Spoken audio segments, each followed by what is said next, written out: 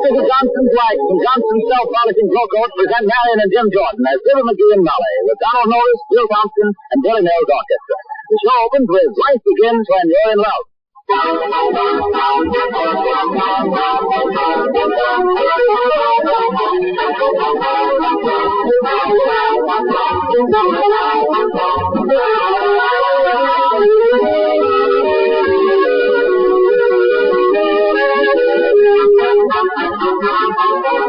the colors of your kitchen linoleum as bright and fresh as the day you first picked it out, or have they become dull and faded? Do you know the easy way to keep the colors of linoleum bright and cheerful? The answer with Johnson's self-polishing glow coat. Glow coat turns a dull, lifeless floor into a beautiful floor in 20 minutes. It requires no rubbing or buffing. That's why it's called self-polishing. And that's just one of the reasons why glow coat has become America's #1 floor polish. You can use glow coat on your varnished or painted wood floors, too. It gives a hard, gleaming polish that's easy to keep clean and spotless. If you spill something on a floor protected with glow coat, you simply mop it up with a damp cloth. Now, if you aren't using glow coat on your linoleum floors, order some tomorrow from your dealer. Remember the name, GLO-COAT. Johnson's Self-Polishing Glow Coat.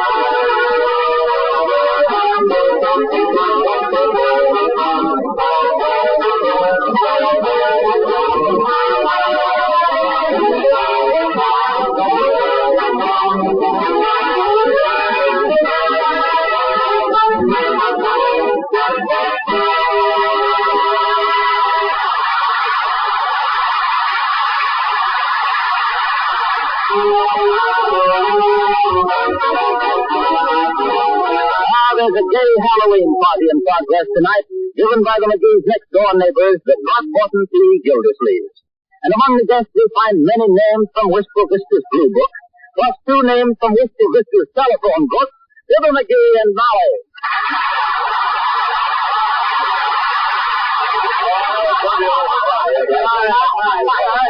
Quite a party, ain't it, Molly?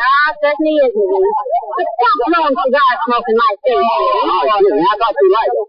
This is one of the best cigars. Oh, there, McGee. Hello, Mrs. McGee. Mighty glad you could come over tonight. Well, thank you, Mr. Gildersleeve. It's a lovely party. I'll have to hand it to you, Gildersleeve, for thinking up clever games to play. Clever games? Yeah, like hiding the cigars. How'd you ever think of hiding them in the bottom drawer of your dresser? Why, McGee, you had no business sleeping in Mr. Gildersleeve's dresser. Oh, that's quite all right, folks. Always glad to have the guests make themselves at home. If you'd like to check over my last bank statement, McGee, you'll find it in the desk in the library. You must be mistaken, Gildersleeve. I didn't see it, and I went all through that desk when I was looking for the cigar. Heavenly days, McGee, don't be so snoopy. I'm snoopy, I'm just a list. Incidentally, Gildersleeve, there's a letter on your desk from your tailor. You mean to tell me you pay $85 for them suits of yours? Why, yes, I do, McGee. My goodness, McGee buys 4 of them for that price, don't you? Is that so? You mean he buys his clothes? What? Well, if you'll excuse me, folks, I'll see how the other guests are getting along. Have a good time. What does he mean, do I buy my clothes? Where does he think I get them? Well, if you get him where I think he thinks you get him, I think he'll think twice about half. You think I get them? Hello there, Molly. Hello, Fibber. Gee, we're having fun. What are you doing, Mr. Richard? Oh, playing games. Come on in the other room. Boomer's going to do some sleight of hand tricks. Oh, well. Now, ladies and gentlemen, for my first astounding bit of wizardry, I think this $5 bill. Don't seem to have a $5 bill. Will someone from the group pass me a $5 bill? Why, a $5 bill, Boomer? Can't you do it with a 1? Certainly not. 5 is a magical number. 5 pennies and a nickel, 5 nickels and a quarter, and 5 quarters in a dollar and a quarter. Oh, thank you, Mr. Woodhouse. Thank you, Sucker. Now, watch me closely. Presto, abracadabra, zingo, and the bill has disappeared. Entirely without the use of nails or concealed wires. Thank you. Very good. Oh, now, quiet, please. Now, with another simple twist of the wrist, I might say a slight pang of regret, I will restore the $5 bill. Presto, abracadabra, zingo, and here Well, must have made a slip somewhere. Can't seem to bring it back. Oh, no, you don't, Boomer. Walk over that step. Come, uncouth. Surely you're not accusing Horatio K. Boomer of chicanery. Have your $5 right here someplace. Oh, where can I put that $5 bill?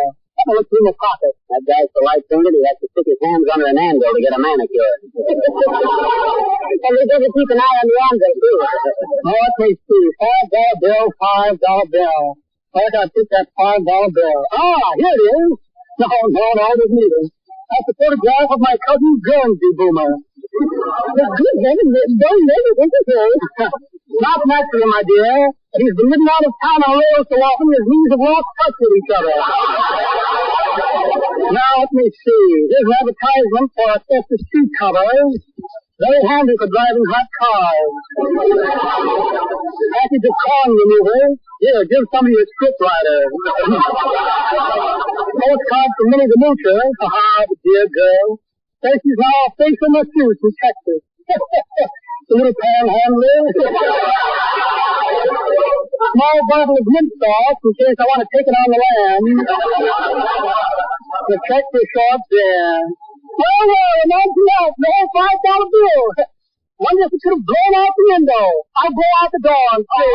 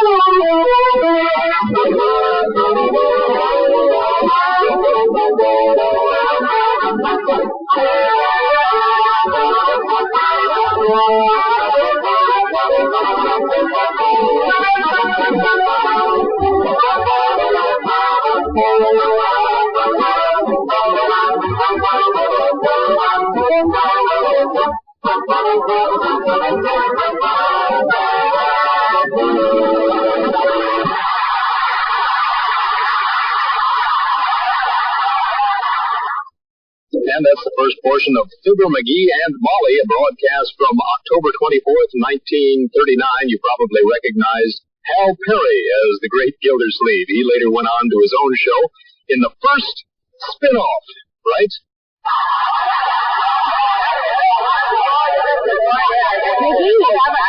Mr. Gildersleeve showing his new automatic phonograph that plays both sides of 12 records without stopping? Yeah, wonderful, isn't it? Wonderful, why it's almost human. I'll say it is. Just out of curiosity, I dropped the sleeping tablet in the needle box, and it's been playing A Man in His Dream for 20 minutes. Oh, there, Johnny! Oh, Terry! What a party, isn't it? Yes, it certainly is, Mr. Oldtimer. He says, yes, it is. People go to parties for the same reason bald-headed guys go to burlesque shows. They at least have the illusion of letting their hair down.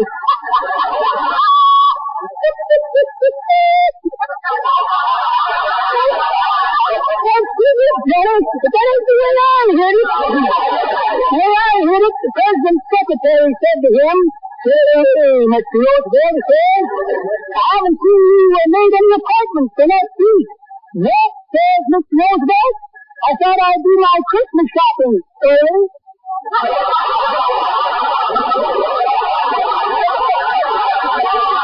Well, they're going the other room, Johnny. They're bobbing for apples, and I gotta get the girl out of there. She's a pickin'.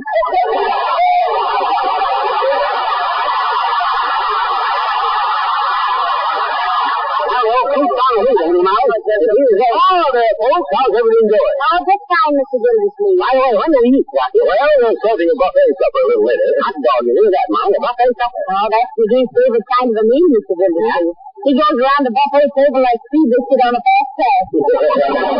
Yeah, that's fine, yeah. Very good. But before we have dinner, folks, we're going to have a little more fun. Mrs. Uppington's going to tell somebody's fortune. Oh. Yes, they're drawing names from the other room now to see who the lucky man is. Hey, it looks like you're it, McGee. Oh, this would be very amusing. Yeah. It's the first party we ever went to where McGee stuck out his hand instead of his neck.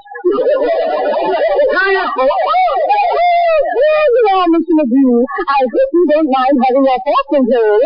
That's true, I think. As the chicken says when he busted out of the egg, I guess the future is worth taking a peek at. Which one do you want to read? Well, that depends, Mr. McGee. Are you right or left-handed? Well, I think he's left-handed. He reached for the lunch check with his right hand today and fumbled terribly. Well, then give me your left hand, Mr. McGee. Okay, here we are. Paul meets Mrs. Uppington. Mrs. Uppington, my paw. How do you do? I'm going to go. Oh, no, that was a joke right there. No, they flattened on my glasses. I didn't have them on the last time I paid a man's fortune, and I was horribly embarrassed to know why, Mrs. Uppington. Oh, my dear. He had 16 drops on, and I told him I could see him lying on a plate with 2 fried eggs and a piece of toast.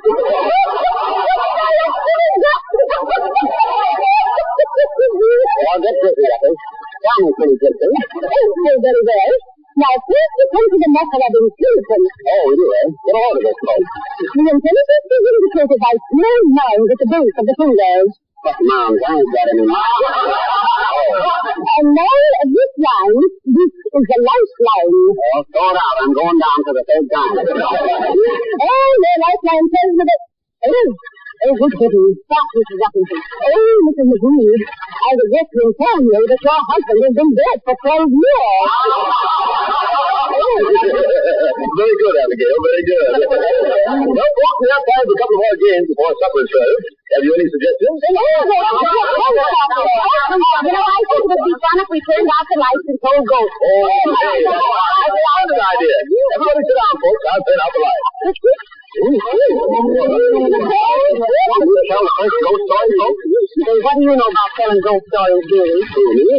Why, shucks, I've been an expert on ghost stories ever since I was a kid. Used to give myself the creeps before I could walk.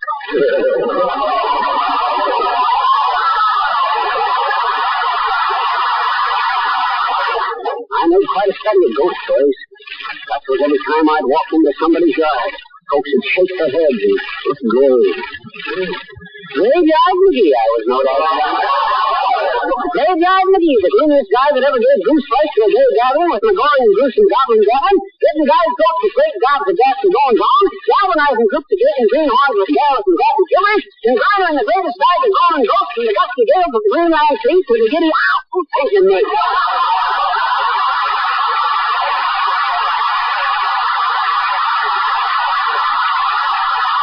All right, McGee, if you know so much about ghost stories, you go ahead and tell one. Okay, well, let me think of it. I know one. Shall I tell it? Well, it happened one night when I was driving through the swamps of Louisiana, when suddenly my engine went dead. And there I was stranded miles from nowhere, and a storm coming up. I had to find shelter somewhere, so I walked up the road to a deserted-looking, ramshackle old house. But before I could knock, the door swung slowly open. Excuse me, folks. My foot was asleep while I was scraping out in the road.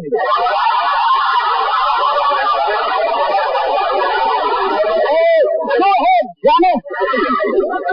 Well, as soon as my eyes got used to the darkness, I saw a ghost shimmering figure. I heard a hollow voice say, "Where's my head?" Didn't you cockroach? You horribly perturbed. Was I?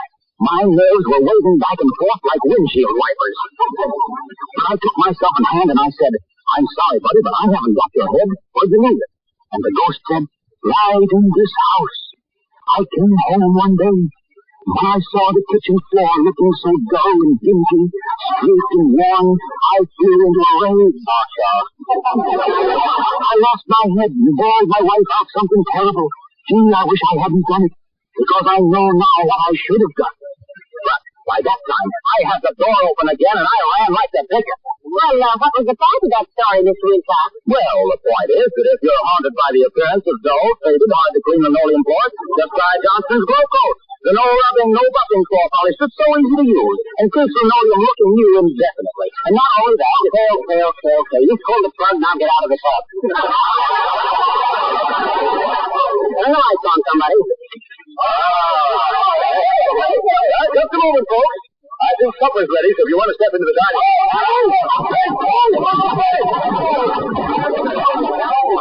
Come on, McGee. What are you waiting for? You go ahead, Molly. I'll be in later. I got something I want to do. Some kind of a Halloween gag. Don't say anything to anybody now. I'll be back in a little while. Boy, it's dark out here. I'd like to see Gildersleeve's face tomorrow when he looks in his garage. Hey, get away from me. Who's there? Yeah, that's great for good now. Oh, there, little girl. It's so dark out here. I didn't see you. What you doing? I said, what you doing? Halloween. You and I've been having a fun, too. Flipping out with garbage cans and taking members and throwing people and everything. Oh, you have, eh? Yeah. Well, this is a night for sis. Incidentally, you know the difference between a ghost and a fella with a sprained ankle? No. Oh, one's a hobgoblin and the other's a goblin.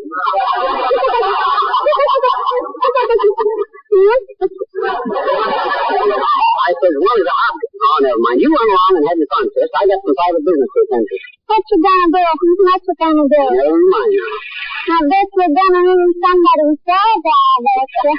No, I ain't. I bet you. Oh, no, I ain't. I bet you. Oh, no. Listen, sis. You run along and have your fun, and I'll go and have mine. Oh, I can't try me go with you. Please, I want you. Don't let it because I sniff it. Listen, you know whose garage this is? Yeah. It's Mr. Gillis, I bet you. I'm Mr. McGee. I live right next door here. Yeah. I'm going to play a Halloween trick on Mr. Gildersleeve.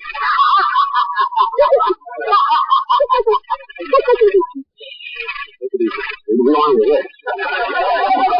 Now, look, I'm going to sneak into Gildersleeve's garage and let all the air out of his tire. Will that be a panic or won't it? Yeah? Why, sure it will. Boy, when old Gildersleeve comes out in the morning and... Quiet, now, don't make so much noise. You're making all our noise, I bet you. Well, come on now. If you want to be in on this, help me push this garage door open. Yeah, he's having a fun. Wish it wasn't so dark in here, but I don't dare strike a light. Now, look, sis. You let the air out of the tires on that side, and I'll do the same on this side. You know how to let the air out? Yes. I let the air out of 5 cars already tonight, I bet you. Okay, go ahead. It's just a damned idea, mister. I thought it was pretty good myself, sis. But don't you ever tell him. Say, mister, the cars are out on this side. Okay, same here now, sis. Now, remember, this is a secret between you and me. Yes. I gotta get back to the party now. Okay. You know any more riddles, mister? Huh? Hmm? No, I don't know any more riddles. I do. Huh? What's the difference between a peanut butter sandwich and a policeman? Peanut butter sandwich and a policeman. I'm sorry, sis. I'm afraid I don't know the difference between a peanut butter sandwich and a policeman. Honest? Yeah? I guess that's your talk out then, mister, because here comes the policeman now. What? Hey, hurry out here!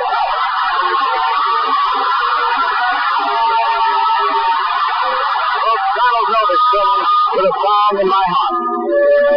With a song in my heart, I behold your adorable face. Just a song at the start, but as soon as it comes to your grace, when the music swells, I'm touching your hand.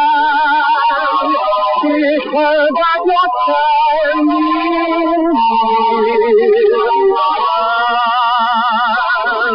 at the sound of your voice, heaven opens its portal to me, and I help but rejoice. Now the sound such as ours came to be, but I always knew I would live life with a song in my heart.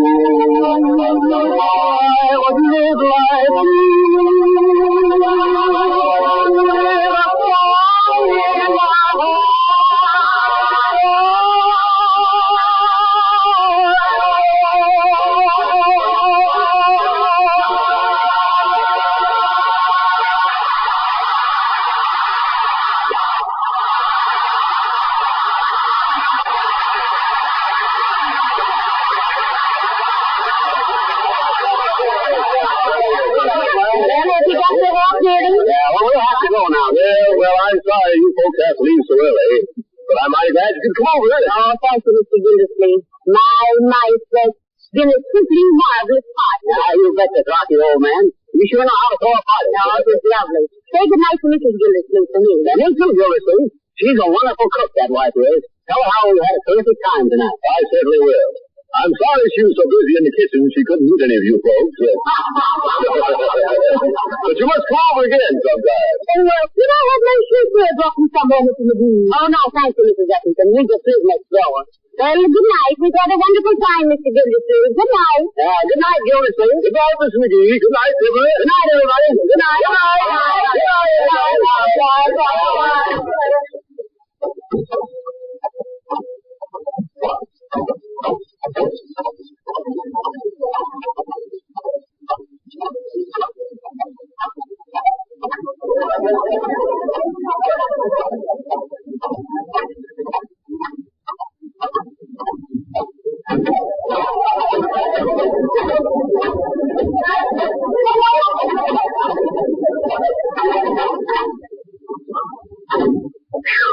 Boy, what a lousy party.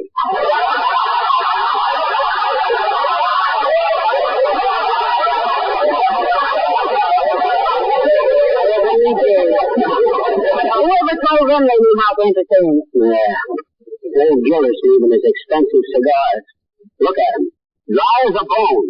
All 10 of them. Well, I'm going right up to bed, dearie. I'm tired. Yeah, well, I'm coming up too. My goodness, I hope I don't have bad dreams from that terrible food. Could you taste those hors d'oeuvres, maybe? Well, it was tempting to me. God, imagine that. Imagine a lady Eppington trying to sell fortunes. I think I'll get her a crystal 8-ball for Christmas. Now go drop your shoes there on the floor right where somebody will stumble over them. Oh, well, they're on my side of the bed. I'll be the one to stumble over them. Hand in the cold cream, dearie. Okay. Thanks. Did you notice the cheap towels in the bathroom?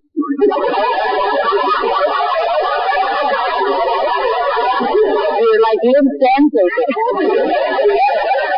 You sure? Oh, you scare me with all that cold cream on your face, Molly.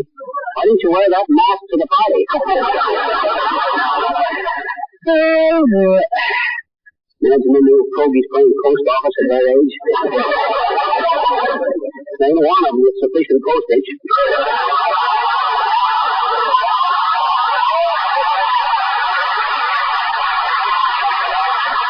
What time I set the clock for?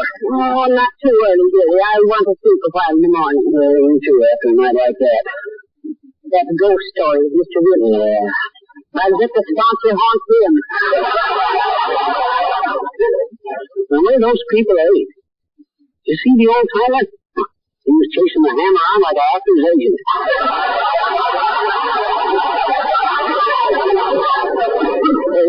Somewhere don't fit as good as it did a few years ago, Ma. It doesn't? Getting a little snug around the ankles. Where's my pajamas? Oh, here they are. Hang up your phone. No, I'll hang them up in the morning. Oh, baby, does this bed feel good to Papa? It reminds me to tell you sometime about the trick I pulled on Gildersleeve tonight, Molly. Oh, what a party that was. Oh, good night, dear.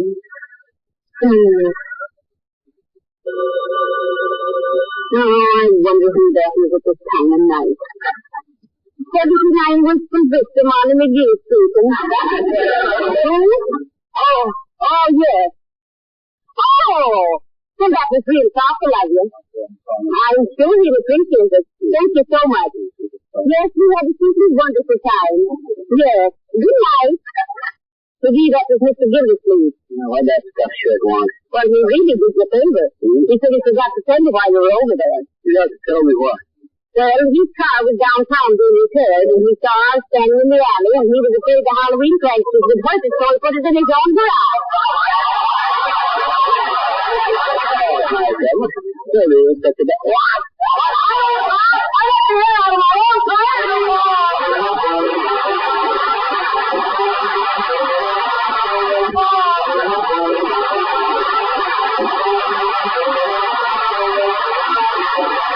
Silver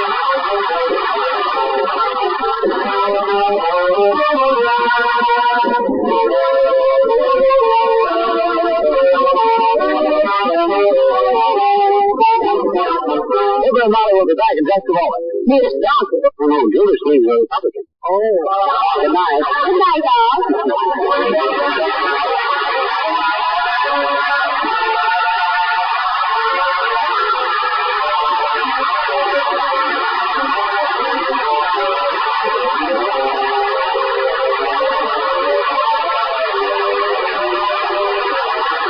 This is Harlow Wilcox, speaking for the makers of Johnson's Lights and Johnson's Self-Polishing Glow Coat, Racine, Wisconsin, inviting you all to be with us again next Tuesday night at this same time. Good night.